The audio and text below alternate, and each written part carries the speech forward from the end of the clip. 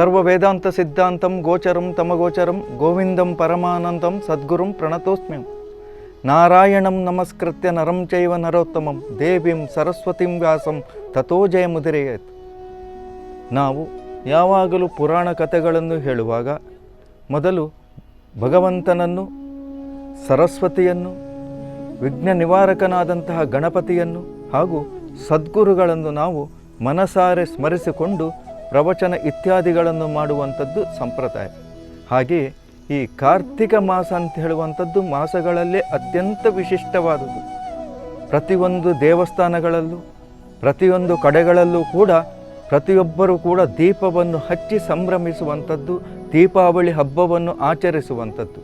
ಯಾಕಂದರೆ ಈ ಕಾರ್ತಿಕ ಮಾಸದಲ್ಲಿ ನಾವು ಒಂದು ದೀಪವನ್ನು ಕೂಡ ಭಕ್ತಿಯಿಂದ ಹಚ್ಚಿದಾಗ, ಮನೆಯಲ್ಲಿ ಬೆಳಗಿದಾಗ, ನಮ್ಮ ಮರಣಾನಂತರ ನಾವು ಸ್ವರ್ಗಕ್ಕೆ ಹೋಗುವಂಥ ಸಂದರ್ಭದಲ್ಲಿ ನಮಗೆ ಅದು ಬೆಳಕಾಗಿ ನಮಗೆ ಅದು ಮಾರ್ಗದರ್ಶನವನ್ನು ನೀಡ್ತದಂತೆ.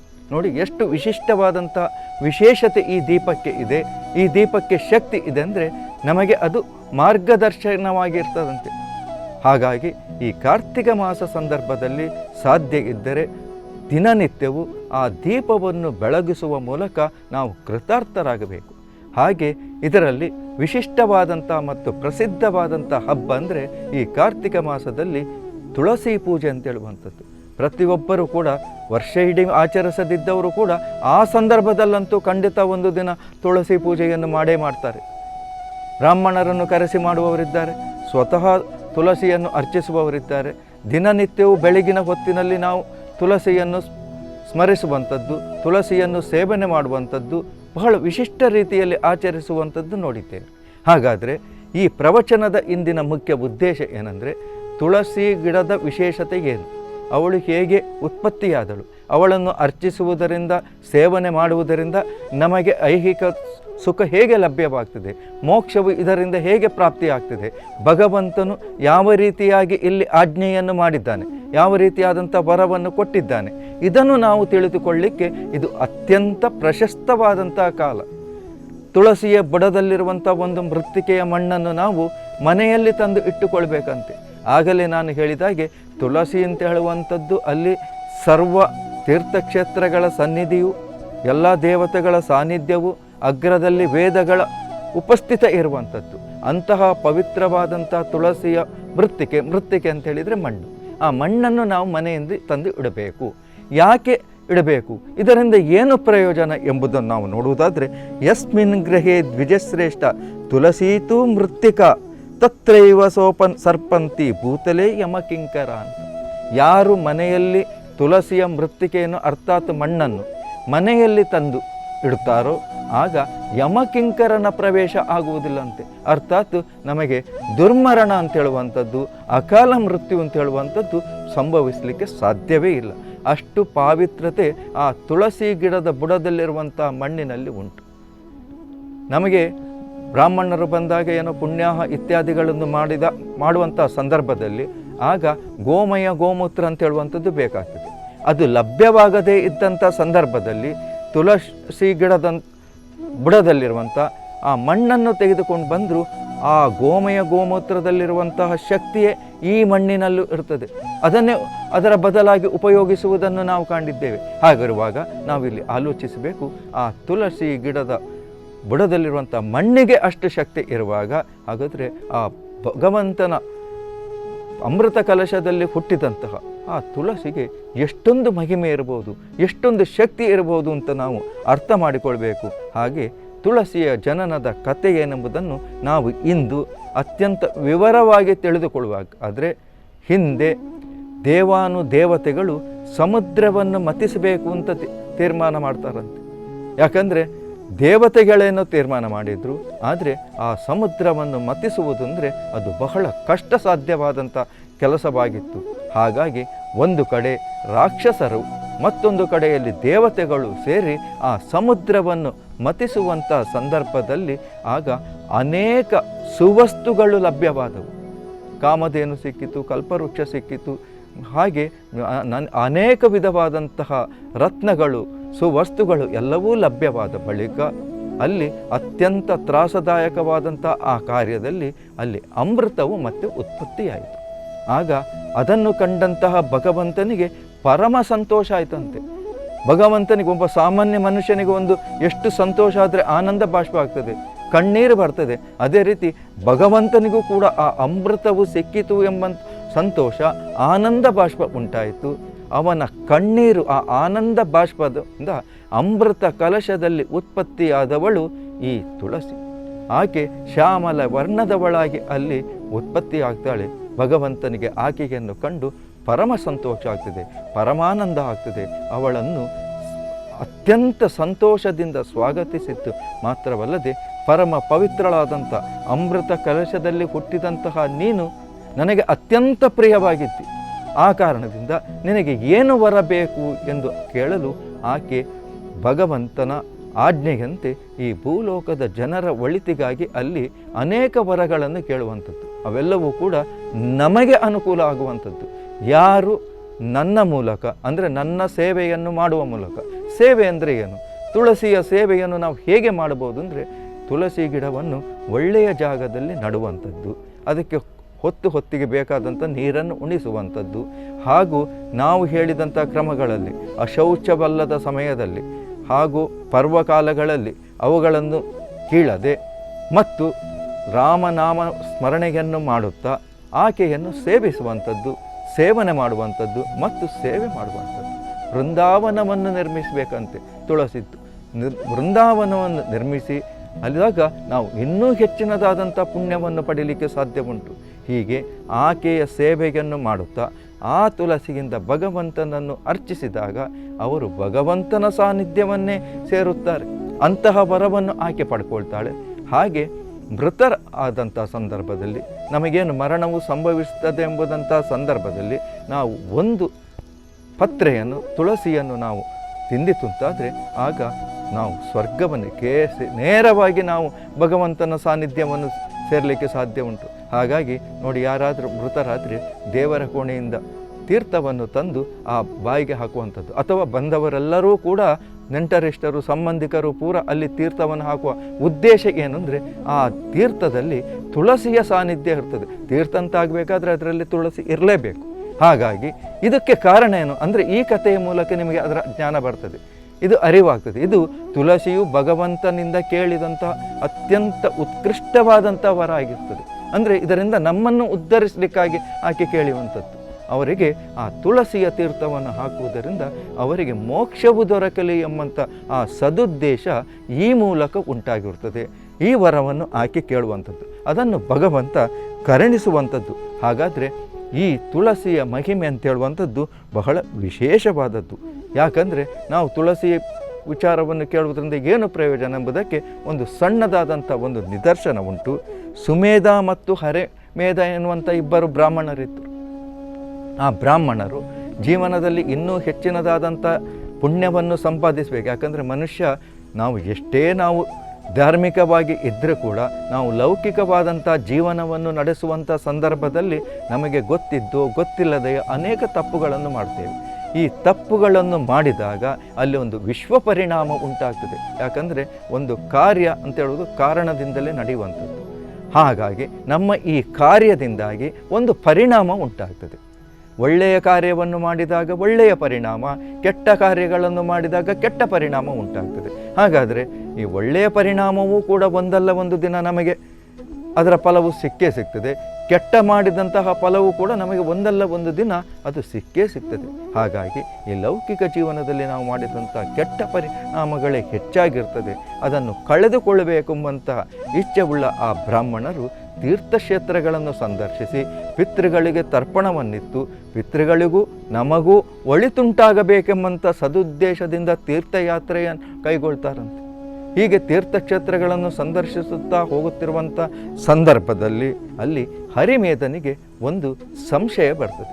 ಈ ಸಂಶಯವನ್ನು ಪರಿಹರಿಸಿಕೊಳ್ಳುವುದಕ್ಕಾಗಿ ಒಂದು ವಟವೃಕ್ಷದ ಕೆಳಗಡೆಯಲ್ಲಿ ಅವರು ಆಶ್ರಮವನ್ನು ಪಡೆದಂಥ ಸಂದರ್ಭದಲ್ಲಿ ಅಲ್ಲಿ ಸ್ವಲ್ಪ ಅವರು ವಿರಮಿಸುತ್ತಿರುವ ಸಂದರ್ಭದಲ್ಲಿ ಅಲ್ಲಿ ಸುಮೇಧನಲ್ಲಿ ಅಲ್ಲಿ ಹರಿಮೇಧನ ಒಂದು ಪ್ರಶ್ನೆ ಇಡ್ತಾನಂತೆ.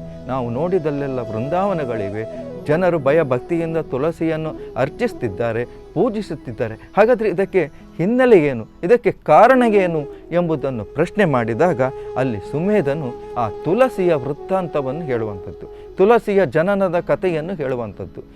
ಹೇಗೆ ಆಕೆ ಅಮೃತ ಕಲಶದಲ್ಲಿ ಹುಟ್ಟಿದಳು, ಭಗವಂತನಿಗೆ ಪ್ರೀತಿಪಾತ್ರರಾದಳು, ಭಗವಂತ ಆಕೆಗೆ ಕೊಟ್ಟಂಥ ವರ ಏನು ಇತ್ಯಾದಿ ವಿವರಗಳನ್ನು ಅಲ್ಲಿ ನೀಡಿದಂಥ ಸಂದರ್ಭದಲ್ಲಿ ಪರಮಸಂತುಷ್ಟನಾದಂಥ ಆ ಬ್ರಾಹ್ಮಣನ ಎದುರಿನಲ್ಲಿ ಒಬ್ಬ ದೇವತಾ ಪುರುಷನು ಪ್ರತ್ಯಕ್ಷನಾಗಿ ಬಂದು ನಿಲ್ತಾನಂತೆ. ಪ್ರತ್ಯಕ್ಷನಾಗಿ ಹಸನ್ಮುಖನಾಗಿ ನಿಂತಹ ಆತ ಈ ಬ್ರಾಹ್ಮಣರನ್ನು ಆಶೀರ್ವದಿಸುತ್ತಾ ಕೈ ಮುಗಿದು ಅಲ್ಲಿ ಹೇಳ್ತಾನಂತೆ, ನಿಮ್ಮ ಕಾರಣದಿಂದ ನನಗೆ ಬಂದಂಥ ಒಂದು ಶಾಪವು ವಿಮೋಚನೆ ಆಯಿತು ಅಂತ. ಪಾಪ ಇವರಿಗೆ ಅವನು ಯಾರು ಏನು ಅಂತ ಗೊತ್ತಿಲ್ಲ. ಹಾಗಾದರೆ ನಾವು ಅವನಿಗೆ ಏನನ್ನೂ ಮಾಡದೆ, ಅವನ ಪರಿಚಯವೇ ನಮಗಿಲ್ಲದೆ ಇವನ ಶಾಪ ವಿಮೋಚನೆ ಮಾಡುವಂಥ ಕಾರ್ಯ ನಾವು ಏನು ಮಾಡಿದೆವು ಇತ್ಯಾದಿ ಜಿಜ್ಞಾಸೆಗೆ ಒಳ್ಳೆದಾಗಾದಾಗ ಆ ದೇವತೆ ಹೇಳ್ತಾನಂತೆ, ನಾನು ಹಿಂದೆ ಯಾವುದೋ ಒಂದು ಮಾಡಿದಂಥ ತಪ್ಪಿನ ಅನುಗುಣವಾಗಿ ನಾನು ಭೂಲೋಕದಲ್ಲಿ ಒಂದು ವಟವೃಕ್ಷವಾಗಿ ಕುಳಿತಿದ್ದೆ. ನಿಮ್ಮಂಥ ಶ್ರೇಷ್ಠರಾದ ಬ್ರಾಹ್ಮಣರಿಗೆ ಒಂದು ಸ್ವಲ್ಪ ಹೊತ್ತು ನಿಮಗೆ ಆಶ್ರಯವನ್ನು, ನಿಮಗೆ ತಂಪನ್ನು ನೀಡಿದಂಥ ಪುಣ್ಯ ಫಲದಿಂದ ಅಲ್ಲದೆ ಮುಖ್ಯವಾಗಿ ನನ್ನ ಬಳಿಯಲ್ಲಿ ಕುಳಿತು ನೀವು ಆ ತುಳಸಿಯ ವೃತ್ತಾಂತವನ್ನು, ತುಳಸಿಯ ಚರಿತೆಯನ್ನು ನೀವು ಹೇಳಿದ್ದರಿಂದ ನನ್ನ ಪಾಪ ಅಂತೇಳುವಂಥದ್ದು ಕಳೆದು ನನ್ನ ಶಾಪ ವಿಮುಕ್ತಿಯಾಯಿತು. ನೋಡಿ ಎಷ್ಟು ಪುಣ್ಯ ಅಂತೇಳುವಂಥದ್ದು. ತುಳಸಿಯ ಕಥೆಯನ್ನು ಕೇಳುವುದರಿಂದ ಒಬ್ಬನ ಶಾಪವೇ ವಿಮುಕ್ತಿ ಆಗ್ತದೆ, ಅವನು ಸದ್ಗತಿಯನ್ನು ಪಡಿತಾನಂತಾದರೆ ಇದಕ್ಕೆ ಎಷ್ಟು ಮಹಿಮೆ ಉಂಟು ಎಂಬುದನ್ನು ನಾವು ಅರ್ಥ ಮಾಡಿಕೊಳ್ಬೇಕು. ಹೀಗೆ ಹೇಳಿ ಆ ಬ್ರಾಹ್ಮಣರನ್ನು ಆಶೀರ್ವದಿಸಿ ನೀವು ತೀರ್ಥಕ್ಷೇತ್ರ ಇತ್ಯಾದಿಗಳನ್ನು ಮಾಡಿ ನೀವು ಸದ್ಗತಿಯನ್ನು ಹೊಂದಿರಿ ಎಂಬುದಾಗಿ ಅವರಿಗೆ ಕೈ ಮುಗಿದು ಅಲ್ಲಿಂದ ತೆರಳುತ್ತಾನಂತೆ. ಅಂದರೆ ತುಳಸಿಯ ಕಥೆಯನ್ನು ಕೇಳುವುದರಿಂದ ಶಾಪ ವಿಮೋಚನೆ ಆಗಲಿಕ್ಕೂ ಇಲ್ಲಿ ಸಾಧ್ಯ ಉಂಟು ಎಂಬುದನ್ನು ನಾವಿಲ್ಲಿ ಅರ್ಥ ಮಾಡಿಕೊಳ್ಳಬಹುದು. ಹಾಗೆಯೇ ತುಳಸಿಯ ಸೇವನೆಯನ್ನು ಮಾಡುವುದರಿಂದ ವಾರ್ಧಕ್ಯ ಕಳೆದು ಯೌವನವನ್ನು ನೀಡಿದಂತಹ ತುಳಸಿಯ ಕಥೆ ಅಂತ ಹೇಳುವಂಥದ್ದು ಬಹಳ ವಿಶೇಷವಾದದ್ದು. ವಾರ್ಧಕ್ಯ ಅಂದರೆ ಮುಪ್ಪನ್ನು ಕಳೆದು ಯೌವನವನ್ನು, ಎಲ್ಲಿಯಾದರೂ ಉಂಟ ಇಂತಹ ಒಂದು ಕಥೆಗಳು? ಮನುಷ್ಯ ಮುದುಕರಾದ ಮೇಲೆ ಮತ್ತೆ ಯೌವನರಾಗುವುದೆಂದರೆ ಅದು ಅಸಾಧ್ಯವಾದ ಮಾತು, ಅಸಂಭವನೀಯ. ಹಾಗಿರುವಾಗ ತುಳಸಿಗಿಂದ ಇದು ಸಾಧ್ಯವಾಯಿತು. ಅದನ್ನು ನಾವು ತಿಳಿದುಕೊಳ್ಳುವುದಾದರೆ ಹಿಂದೆ ಈ ಕಥೆಯನ್ನು ಜ್ಞಾನಿಯಾದಂತಹ ಪ್ರಹ್ಲಾದ ಮಹಾರಾಜ ಹೇಳಿದಂಥ ಕತೆ. ಯಾಕಂದರೆ ಜ್ಞಾನದಲ್ಲಿ ಅತ್ಯಂತ ಬೃಹಸ್ಪತಿಗೆ ಸಮಾನನಾದವನು ಪ್ರಹ್ಲಾದ ಮಹಾರಾಜ. ಅವನಿಗೆ ಗೊತ್ತಿಲ್ಲದಂತಹ ಜ್ಞಾನ ಮತ್ತೊಬ್ಬರಿಗೆ ಗೊತ್ತಿರಲಿಕ್ಕೆ ಸಾಧ್ಯವಿಲ್ಲ. ಅಂತಹ ವಿಶಿಷ್ಟವಾದಂತಹ ವ್ಯಕ್ತಿ ಆತನೇ ಹೇಳಿದಂಥ ಕಥೆಯನ್ನು ನಾವು ನೋಡುವುದಿದ್ದರೆ, ಹಿಂದೆ ಉಜ್ಜಯಿನಿಯನ್ನು ಪ್ರಹ್ಲಾದ ರಾಜನು ಆಳುತ್ತಿದ್ದ. ಆ ಸಂದರ್ಭದಲ್ಲಿ ಉದಯನಮ್ಮಂತಹ ದೊರೆ ಹಿಂದೆ ಅಲ್ಲಿ ಆಳುತ್ತಿದ್ದಂಥ ಸಂದರ್ಭದಲ್ಲಿ ಸುಶೀಲ ಆತನ ಹೆಂಡತಿಯಾಗಿದ್ದಳು. ಹೇಳಿ ಕೇಳಿ ಪ್ರಜಾರಂಜಕನಾಗಿದ್ದ, ಪ್ರಜೆಗಳೇ ಅನುರಾಗವನ್ನು ಪಡೆದಿದ್ದ, ಆಡಳಿತದಲ್ಲಿ ಸರ್ವಶ್ರೇಷ್ಠತೆಯನ್ನು ಪಡೆದು ಪ್ರಜೆಗಳೆಲ್ಲರೂ ಕೂಡ ತಮ್ಮ ತಂದೆಯೆಂದೇ ರಾಜನನ್ನು ಭಾವಿಸಿದ್ದರು. ಅಷ್ಟು ಒಳ್ಳೆಯ ರೀತಿಯಲ್ಲಿ ಆತ ಪ್ರಜಾಪರಿಪಾಲನೆಯನ್ನು ಮಾಡುತ್ತಿದ್ದಂಥ ಸಂದರ್ಭದಲ್ಲಿ ಆತನು ಹೇಳಿ ಕೇಳಿದಂತೆ ಆ ಸುಶೀಲೆಯು ಆತನಿಗೆ ಅನುರೂಪವಾಗಿದ್ದಳು. ಮಾತ್ರ ಸ್ವರೂಪದಂತೆ ಪ್ರಜೆಗಳನ್ನೂ ಕಾಣುತ್ತಿದ್ದಳು. ಅಂತಹ ಒಂದು ವಿಶಿಷ್ಟವಾದಂಥ ವ್ಯಕ್ತಿತ್ವವುಳ್ಳ ದಂಪತಿಗಳು ಅನೇಕ ವರ್ಷಗಳಾದರೂ ಕೂಡ ವೃದ್ಧಾಪ್ಯ ಸಮೀಪಿಸುತ್ತಿದ್ದರೂ ಕೂಡ ಅವರಿಗೆ ಮಕ್ಕಳಾಗಲಿಲ್ಲ. ಅವರ ಜೀವನದಲ್ಲಿ ಇದ್ದಂಥ ಕೊರತೆ ಅದು ಒಂದೇ ಆಗಿತ್ತು. ಅನೇಕ ರಾಜವೈದ್ಯರನ್ನು ಕಂಡು ಔಷಧಿಯನ್ನು ಮಾಡಿದರು. ಪೂಜೆ ಪುನಸ್ಕಾರ, ವ್ರತ, ನಿಯಮ, ಹೋಮ, ಹವನ ಇವೆಲ್ಲವನ್ನೂ ಮಾಡಿ ಆಯಿತು. ಆದರೂ ಪುತ್ರ ಸಂತಾನ ಅಂತೇಳುವಂಥ ಭಾಗ್ಯ ಅವರಿಗೆ ದೊರಕದೆ ಇದ್ದಂಥ ಸಂದರ್ಭದಲ್ಲಿ ಆ ಮಹಾರಾಜನು ನಿರಾಶನಾಗಿ, ಇನ್ನು ಜೀವನದಲ್ಲಿ ನನಗೆ ಆ ಭಾಗ್ಯವೇ ಇಲ್ಲ ಎಂಬುದನ್ನು ಖಾತ್ರಿ ಮಾಡಿಕೊಂಡು ಪತ್ನಿ ಸಹಿತನಾಗಿ ಮಂತ್ರಿಯ ಜೊತೆಯಲ್ಲಿ ಒಂದು ಸಣ್ಣ ಪರಿವಾರದೊಡನೆ ಆತ ತೀರ್ಥಕ್ಷೇತ್ರಗಳನ್ನು ಕೊಂಡು ಹೋಗುವಂಥದ್ದು. ನಾವು ಹಿಂದೆ ಅದನ್ನು ಅರಣ್ಯ ಪರ್ಯಟನೆ ಅಂತಲೂ ಕೂಡ ಅರಣ್ಯವಾಸ ಮಾಡುವುದು ಅಂತಲೂ ಕರೀತೇವೆ. ಹಾಗಾಗಿ ತೀರ್ಥಕ್ಷೇತ್ರವನ್ನು ಸಂದರ್ಶಿಸುತ್ತಾ ಮುಂದಕ್ಕೆ ಹೋಗುತ್ತಿರುವಂಥ ಸಂದರ್ಭದಲ್ಲಿ ಮುಂದೆ ಆತ ವಸಿಷ್ಠರ ಆಶ್ರಮವನ್ನು ಸೇರ್ತಾನೆ. ವಸಿಷ್ಠರ ಆಶ್ರಮವನ್ನು ಕಾಣ್ತಾನೆ. ಹೀಗೆ ಪರಮ ಧಾರ್ಮಿಕರಾದಂಥ ಮತ್ತು ಶ್ರೇಷ್ಠರಾದಂತಹ ವಸಿಷ್ಠರ ಆಶ್ರಮವನ್ನು ಕಂಡು ಈತ ಅಲ್ಲಿ ಹೋಗಿ ವಸಿಷ್ಠರನ್ನು ಸೇವೆ ಮಾಡುವಂಥದ್ದು, ಅವರನ್ನು ಹೊಗಳುವಂಥದ್ದು, ಹೀಗೆ ಇದರಿಂದ ಸಂತುಷ್ಟರಾದಂಥ ವಸಿಷ್ಠರು ಮುಕಟಧಾರಿಯಾಗಿರಬೇಕಾದಂಥ ರಾಜ ಇಂದು ಒಬ್ಬ ಸಾಮಾನ್ಯ ಯತಿಯಂತೆ ಸಪತ್ನೀಕನಾಗಿ ಇಂದು ತೀರ್ಥಯಾತ್ರೆಯನ್ನು ಕೈಗೊಂಡಿರುವುದನ್ನು ಕಂಡು ಅಚ್ಚರಿಯಿಂದ ಅಲ್ಲಿ ಪ್ರಶ್ನೆ ಮಾಡ್ತಾನೆ. ಮಹಾರಾಜ, ನೀನು ಸಿಂಹಾಸನದಲ್ಲಿ ಕುಳಿತು ಹಂಸತೂಲಿಕಾ ತಲ್ಪದಲ್ಲಿ ಮಲಗಿಕೊಂಡು ಇಡೀ ಸಾಮ್ರಾಜ್ಯವನ್ನು ಆಳುವಂಥ ಶ್ರೇಷ್ಠನಾಗಿದ್ದಿ. ಹಾಗಿರುವಾಗ ಈಗ ಒಬ್ಬ ಸಾಮಾನ್ಯನಂತೆ ನೀನು ಇಲ್ಲಿ ಯಾಕೆ ಹೀಗೆ ಅಲಿಯುತ್ತಿದ್ದಿ, ತೀರ್ಥಯಾತ್ರೆಯನ್ನು ಕೈಗೊಂಡಿದ್ದಿ ಎಂಬಂಥ ವಿಚಾರವನ್ನು ತಿಳಿಯಲು ಖಿನ್ನ ವದನನಾದಂತಹ ಮಹಾರಾಜ ವಸಿಷ್ಠರ ಪಾದಾರವಿಂದಗಳಲ್ಲಿ ಅಲ್ಲಿ ನಿವೇದನೆ ಮಾಡಿಕೊಳ್ತಾನೆ. ಸ್ವಾಮಿ, ನಾನು ಪುತ್ರ ಸಂತಾನವಿಲ್ಲದೆ ಪರಿತಪಿಸ್ತಾ ಇದ್ದೇನೆ. ಈ ರಾಜ್ಯದ ಉತ್ತರಾಧಿಕಾರಿಯಾಗಿ ನನ್ನ ಮಗ ಇರಬೇಕಾಗಿತ್ತು, ರಾಜ್ಯವನ್ನು ಪರಿಪಾಲಿಸಬೇಕಾಗಿತ್ತು. ಮುಂದೆ ನಾನು ಸ್ವರ್ಗಕ್ಕೆ ಹೋದಾಗ, ಪಿತೃಲೋಕಕ್ಕೆ ಹೋದಾಗ ತರ್ಪಣ ಇತ್ಯಾದಿಗಳನ್ನಿತ್ತು ನನಗೆ ಆತ ಅನುಕೂಲಕರನಾಗಿರಬೇಕಿತ್ತು. ಆದರೆ ಅಂತಹ ಪುತ್ರ ಸಂತಾನವಿಲ್ಲದೆ ನನ್ನ ಜೀವನ ಅಂತ ಹೇಳುವಂಥದ್ದು ವ್ಯರ್ಥ ಆಗಿ ಹೋಯಿತು ಎಂಬಂಥ ದುಃಖವನ್ನು ಅಲ್ಲಿ ವ್ಯಕ್ತಪಡಿಸುವಂಥ ಸಂದರ್ಭದಲ್ಲಿ ಜ್ಞಾನದೃಷ್ಟಿ ಉಳ್ಳವರಾದಂತಹ ಶ್ರೇಷ್ಠರಾದಂಥ ವಸಿಷ್ಠರು ಮಹಾರಾಜನನ್ನು ಮುಗುಳ್ನಗೆಯಿಂದ ಹೇಳ್ತಾರೆ, ನೀನು ಧೃತಿ ಕೆಡುವಂಥ ಅವಶ್ಯಕತೆ ಇಲ್ಲ, ನಿನಗೆ ಮಕ್ಕಳಾಗುತ್ತಾರೆ. ಆ ಮಕ್ಕಳ ಪುಣ್ಯ ಅಂತೇಳುವಂಥದ್ದು ನಾನು ಜ್ಞಾನದೃಷ್ಟಿಯಿಂದ ಕಂಡುಕೊಂಡಿದ್ದೇನೆ.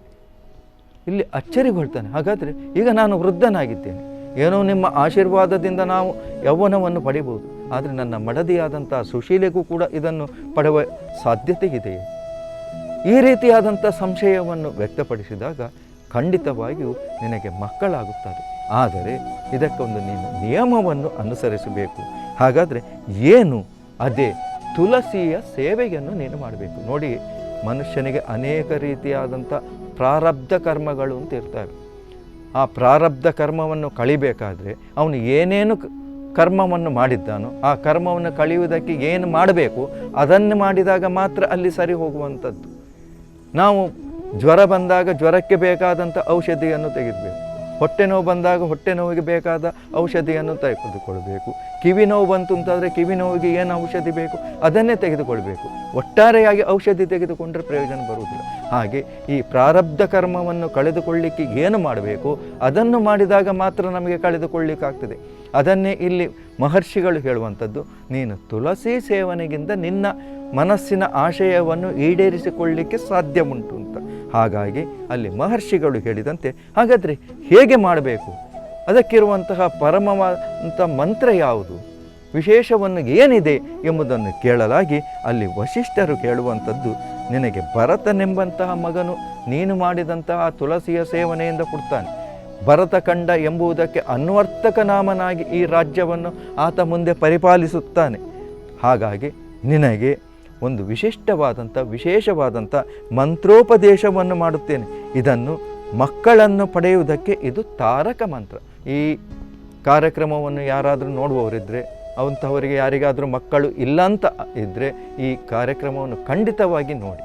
ನಾನು ಹೇಳಲಿರುವ ಈ ಮಂತ್ರವನ್ನು ನೀವು ಕೂಡ ಪಠಿಸಿ ವಸಿಷ್ಠರು ಹೇಳಿದಂತೆ ಆ ತುಳಸಿ ದೇವಿಯ ಸೇವೆಯನ್ನು ಪೂಜನೆಯನ್ನು ಮಾಡಿತುಂತಾದರೆ ನಿಮಗೂ ಕೂಡ ಅದರ ಫಲವು ನಿಮಗೆ ಖಂಡಿತ ದೊರಕುತ್ತದೆ ಎಂಬುದರಲ್ಲಿ ಎರಡು ಮಾತಿಲ್ಲ. ಹಾಗಾದರೆ ಆ ವಸಿಷ್ಠರು ಹೇಳಿದಂಥ ದಿವ್ಯವಾದಂಥ ತಾರಕ ಮಂತ್ರ ಯಾವುದೆಂದರೆ, ತುಳಸಿ ಶ್ರೀಸಖ ಶುಭೆ ಪಾಪಹಾರಿಣಿ ಪುಣ್ಯದೆ ನಮಸ್ತೆ ನಾರದಾನುತೆ ನಾರಾಯಣ ಮನಪ್ರಿಯೆ.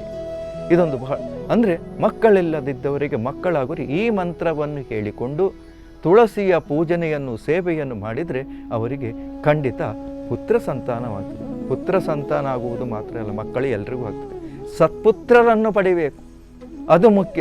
ಅವರು ಸಮಾಜಮುಖಿಯಾಗಿ ಇರಬೇಕು, ಸಮಾಜ ಕಂಟಕರಾಗಿರಬಾರ್ದು. ನಮಗೆ ಮಕ್ಕಳಾಗುವುದು ಮುಖ್ಯ ಅಲ್ಲ, ಆ ಮಕ್ಕಳು ಮುಂದೆ ಸಮಾಜಕ್ಕೆ ನಮಗೆ ಎಲ್ಲರಿಗೂ ಶ್ರೇಷ್ಠರಾಗುವಂತೆ ಇರಬೇಕು. ಅದು ಪುತ್ರ ಸಂತಾನ. ಆದ್ದರಿಂದ ನಮಗೆ ವಿಶೇಷವಾದಂಥ ಫಲ. ಅದನ್ನೇ ವಸಿಷ್ಠರು ಹೇಳುವಂಥದ್ದು, ಸತ್ ಸಂತಾನ ನಿನಗೆ ಸಿಗುತ್ತದೆ, ದೊರೆಯುತ್ತದೆ ಎಂಬುದಾಗಿ. ಹಾಗಾಗಿ ಪರಮಪಾವನವಾದಂಥ ಮಂತ್ರವನ್ನು ಅಲ್ಲಿ ವಸಿಷ್ಠರು ಉಪದೇಶ ಮಾಡುವುದು. ಇದನ್ನು ಜಪಿಸಿ ಈ ಮಂತ್ರವನ್ನು ತುಳಸಿಯನ್ನು ಷೋಡಶ ಉಪಚಾರಗಳಿಂದ ಅರ್ಚಿಸಬೇಕು. ಅಂದರೆ ಈ ಮಂತ್ರವನ್ನು ಹೇಳಿದುಕೊಂಡು ತುಳಸಿಯನ್ನು ಷೋಡಶೋಪಚಾರಗಳಿಂದ ಪೂಜೆ ಮಾಡುವಂಥದ್ದು.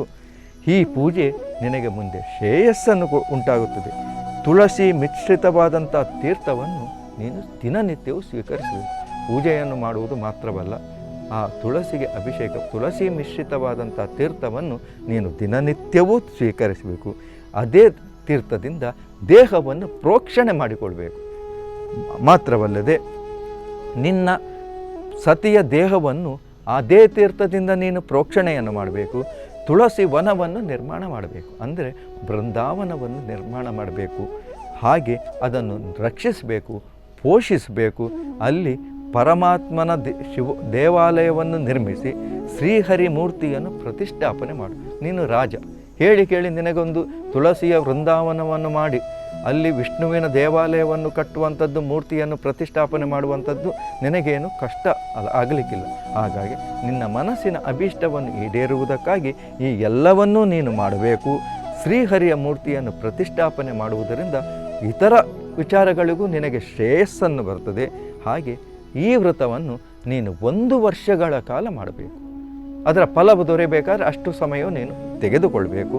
ಹಾಗೆ ಭಗವಂತನನ್ನು ಹಾಗೂ ತುಳಸಿಯ ಸೇವೆಯನ್ನು ನೀನು ಮಾಡು, ನಿನಗೆ ಶುಭವಾಗುತ್ತದೆ ಎಂಬುದಾಗಿ ಅಲ್ಲಿ ವಸಿಷ್ಠ ಮಹರ್ಷಿಗಳು ನಿರ್ದೇಶವನ್ನು ನೀಡಲಾಗಿ ಆ ಮಹರ್ಷಿಯ ಆದೇಶದಂತೆ ಅದನ್ನು ಶಿರಸ ವಹಿಸಿಕೊಂಡಂಥ ಈ ಮಹಾರಾಜ ಮತ್ತೆ ಪುನಃ ಅಲ್ಲಿ ನಗರಕ್ಕೆ ತೆರಳುವಂಥದ್ದು. ತನ್ನ ರಾಜಧಾನಿಗೆ ತೆರಳಿ ಅಲ್ಲಿ ವಸಿಷ್ಠರು ಹೇಳಿದಂತೆ ತುಳಸಿಯ ವೃಂದಾವನವನ್ನು ನಿರ್ಮಿಸಿ ಅಲ್ಲಿ ಶ್ರೀಮನ್ನಾರಾಯಣನ ಮೂರ್ತಿಯನ್ನು ಪ್ರತಿಷ್ಠಾಪನೆ ಮಾಡಿ ಅಲ್ಲಿ ಪೂಜೆ ಸಲ್ಲಿಸುತ್ತಾರೆ.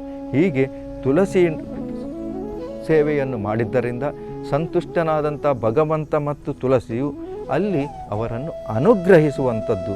ಹೀಗೆ 1 ವರ್ಷ ಅವರು ಕಳೆಯಲು ಅಲ್ಲಿ ನಿರ್ಮಿಸಿದ ಆಶ್ರಮದ ತೀರ್ಥದಲ್ಲಿ ಸ್ನಾನ ಮಾಡುವುದು. ಹೀಗೆ ಮಹರ್ಷಿಗಳು ಹೇಳಿದಂತೆ ಈ ರಾಜ ರಾಣಿಯರು ಇಬ್ಬರೂ ಕೂಡ ತುಳಸಿಯ ಸೇವೆಯನ್ನು ಮಾಡಿ ಅಲ್ಲಿ ನಿರ್ಮಿಸಿದಂತಹ ಸರೋವರದಲ್ಲಿ ಒಂದು ಪುಣ್ಯ ಕಾಲದಲ್ಲಿ ಅಲ್ಲಿ ಮಿಂದೇಳಲು, ಅಂದರೆ ಮುಳುಗಿ ಸ್ನಾನ ಮಾಡಿ ಏಳಲು ಅವರು ಅಚ್ಚರಿ ಎಂಬಂತೆ ಯುವಕರಾಗಿ ಬರ್ತಾರಂತೆ. ನೋಡಿ, ಮುದುಕರಾಗಿದ್ದವರು 1 ವರ್ಷ ವ್ರತವನ್ನು ಆಚರಿಸಿದ್ದರಿಂದ ಅಲ್ಲಿ ಅವರು ಯುವಕರಾಗಿ ಮಾರ್ಪಟ್ಟು ಬರ್ತಾರೆ, ಎದ್ದು ಬಂದರು. ಹಾಗೆ ವಸಿಷ್ಠರು ಹೇಳಿದಂತೆ ಮುಂದೆ ಶ್ರೇಷ್ಠನಾದಂಥ ಒಬ್ಬ ಮಗನನ್ನು ಪಡೆದರು. ಆ ಮಗನು ಮುಂದೆ ಅಖಂಡವಾದಂತಹ ಈ ಭರತಖಂಡವನ್ನು ಮುಂದೆ ರಾಜ್ಯಭಾರ ಮಾಡಿದ. ಇದು ಪದ್ಮಪುರಾಣದಲ್ಲಿ ಹೇಳಿದಂತಹ ಕಥೆ. ಇದೇನು ನಾನು ಕಟ್ಟುಕತೆ ಹೇಳಿದ್ದಲ್ಲ, ಅಥವಾ ನಾನು ರಂಜನೆಗಾಗಿ ಹೇಳಿದಂಥ ಕಥೆಯಲ್ಲ. ಈ ಕಥೆಯು ಪದ್ಮಪುರಾಣದಲ್ಲಿ ಬರ್ತದೆ. ಯಾರೂ ಇದನ್ನು ತೆಗೆದು ಓದಲಿಕ್ಕೆ ಸಾಧ್ಯ ಉಂಟು, ತಿಳ್ಕೊಳ್ಳಿಕ್ಕೆ ಸಾಧ್ಯ ಉಂಟು. ಹಾಗೆ ಇನ್ನೊಂದು ತುಳಸಿಯ ಕುರಿತಾಗಿ ಇನ್ನೊಂದು ಅತ್ಯಂತ ವಿಶೇಷವಾದಂಥ ಕಥೆ ಇದೆ. ಅದೇನೆಂದರೆ ಸುಮಾಲಿನಿ ವಾಮದೇವರ ಕಥೆ. ಅಂದರೆ ಹಿಂದೆ ಸುಮಾಲಿನಿ ಎಂಬವಳು ವಾಮದೇವರ ಮಗಳಾಗಿದ್ದಳು, ವಿಷ್ಣು ಭಕ್ತಳಾಗಿದ್ದಳು. ಒಂದು ದಿನ ತನ್ನ ತಂದೆಯಲ್ಲಿ ಹೀಗೆ ಮಾತುಕತೆಯನ್ನು ನಡೆಸುವಂಥ ಸಂದರ್ಭದಲ್ಲಿ, ಅಪ್ಪ, ನಾನು ಬಹಳಷ್ಟು ದೇವರ ಸೇವೆಯನ್ನು ಮಾಡಿದ್ದೇನೆ, ವಿಷ್ಣುವಿನ ಭಕ್ತೆಯಾಗಿದ್ದೇನೆ. ವಿಷ್ಣು ಒಬ್ಬನಲ್ಲದೆ ಮತ್ತೆ ನನ್ನ ಮನಸ್ಸಿನಲ್ಲಿ ಯಾವ ದೇವರು ನನಗೆ ಕಾಣಿಸ್ತಾ ಇಲ್ಲ. ಹಾಗಾದರೆ ಇಷ್ಟರಿಂದಲೇ ನನಗೆ ಸದ್ಗತಿ ದೊರೆಯುತ್ತದೋ, ನನಗೆ ಶ್ರೇಷ್ಠತೆ ಬರ್ತದೋ, ಇನ್ನೇನಾದರೂ ವಿಶೇಷವಾದ ವೃತ ನಿಯಮಗಳಿದ್ದರೆ ಪ್ರಾಜ್ಞರಾದಂಥ ನೀವು ಹೇಳಿದರೆ ನಾನು ಅದನ್ನೂ ಕೂಡ ನನ್ನ ಜೀವನದಲ್ಲಿ ನಾನು ಅಳವಡಿಸಿಕೊಳ್ಳಿಕ್ಕೆ ಇಚ್ಛಿಸಿದ್ದೇನೆ ಎಂಬುದನ್ನು ಕೇಳಲ್ಪಟ್ಟವಳಾಗಿ ಆಗ ಮಹರ್ಷಿಗಳು ಹೇಳ್ತಾರೆ, ಮಗಳೇ, ತುಳಸಿಯ ಆರಾಧನೆಯನ್ನು ಮಾಡುವುದರಿಂದ ಸದ್ಗತಿಯು ಪ್ರಾಪ್ತವಾಗುವುದು. ಬಹಳ ಸುಲಭವಾದಂಥ ವಿಚಾರ. ತುಳಸಿಯನ್ನು ನೀನು ಆರಾಧನೆ ಮಾಡು. ಆವತ್ತಿನಿಂದ ಸುಮಾಲಿನಿಯು ತನ್ನ ತಂದೆಯು ಹೇಳಿದಂಥ ಮಾತಿನಂತೆ ತುಳಸಿಯ ಆರಾಧನೆಯನ್ನು ಮಾಡಲು ಪ್ರಾರಂಭಿಸಿದಳು. ಬೃಂದಾವನವನ್ನು ಕಟ್ಟಿದ್ಳು, ಅಲ್ಲಿ ಒಂದು ಭಗವಂತನ ಮೂರ್ತಿಯನ್ನು ಪ್ರತಿಷ್ಠಾಪಿಸಿದಳು. ದಿನನಿತ್ಯವೂ ಅವುಗಳನ್ನು ನೀರುಣಿಸುವುದು, ಹಾಲಿನಿಂದ ಅಭಿಷೇಕವನ್ನು ಮಾಡುವಂಥದ್ದು, ಧೂಪ ದೀಪ ನೈವೇದ್ಯಾದಿಗಳನ್ನು ಅರ್ಪಿಸುವಂಥದ್ದು, ಹೀಗೆ ಶಾಸ್ತ್ರೋಕ್ತವಾಗಿ ತುಳಸಿಯನ್ನು ಪೂಜೆ ಮಾಡುವಂಥದ್ದು. ಅಂದರೆ ತುಳಸಿ ದೇವಿಯನ್ನು ಹೆಚ್ಚಾಗಿ ಹೆಂಗಸರೇ ಮಾಡುವಂಥದ್ದು ಕ್ರಮ. ಅತ್ಯಂತ ಪ್ರೀತಿ ಪಾತ್ರಳು ಕೂಡ ತುಳಸಿಗೆ ಹೆಂಗಸರ ಪೂಜೆ.